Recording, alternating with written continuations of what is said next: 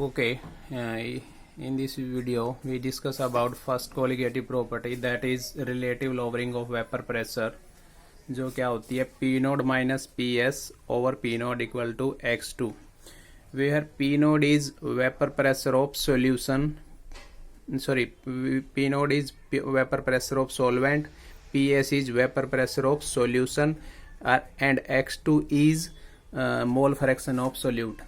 आप अगर ध्यान रखना, एक चीज़ का ध्यान रखना है आपको कि जो सबस्क्रिप्ट यूज हो रही है वो सोल्यूट के लिए है, और 1 जो सबस्क्रिप्ट कहीं भी यूज होगी वो किसके लिए होगी, सोलवेंट के लिए। कई बुक्स में क्या होता है XA लिखा होता है, A किसके लिए होता है, सोलवेंट के लिए। XB लिखा मिलेगा आपको, किसके लिए मिलेगा, वो सोल्यूट के लिए मिलेगा। और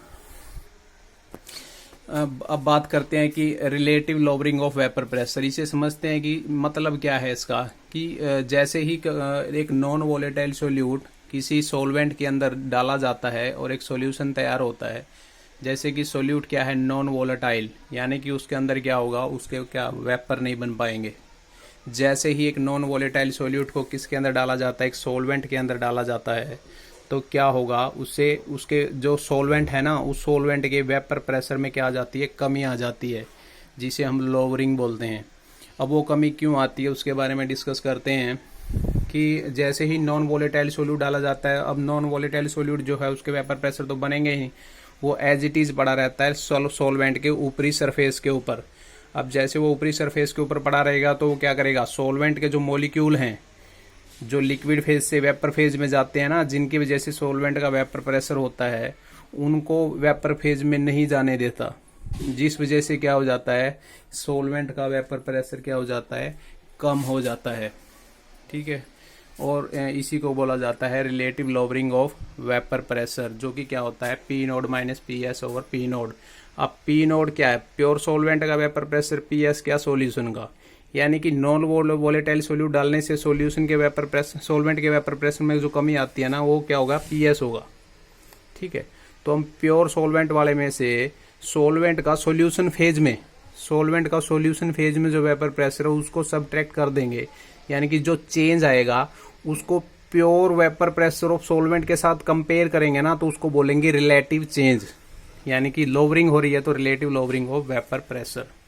किसी भी चेंज को प्योर वैल्यू के विद रिस्पेक्ट टू जब आप क्या करते हो, कंपेयर करते हो, तो उसे रिलेटिव चेंज बोला जाता है।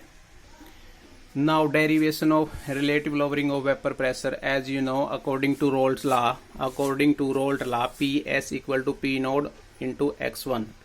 अब जैसे कि ये PS क्या है, vapour pressure of solvent in solution phase.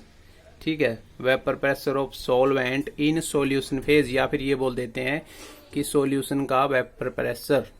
ठीक है, किसके इक्वल होगा, वो इक्वल होगा P नोड इंटू X1। अब जैसे सॉल्वेंट की बात करें तो X1 यूज करेंगे हम।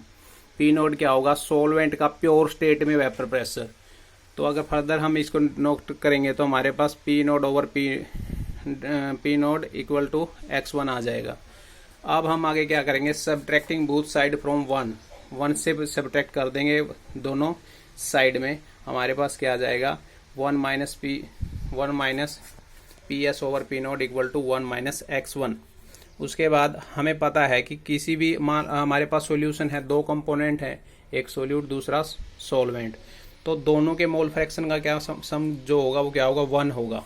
ठीक है, तो 1 माइनस X1 को आप क्या लिख सकते हो, X2 लिख सकते हो।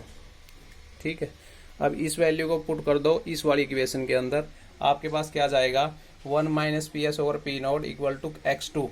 ठीक है, फर्दर फिर इसको मॉडिफाई करेंगे तो आपके पास आ जाएगा P nought minus PS over P nought equal to X2। यही आपका relative lowering of vapour pressure है। थर्मोडायनेमिक जो डेरिवेशन है इसका, वो सिलेबस के अंदर नहीं है, वो इसलिए आप वो नहीं करना है। अगर किसी की इच्छा है ज़्यादा करने की तो कर सकता है, वैसे सिलेबस में नहीं है।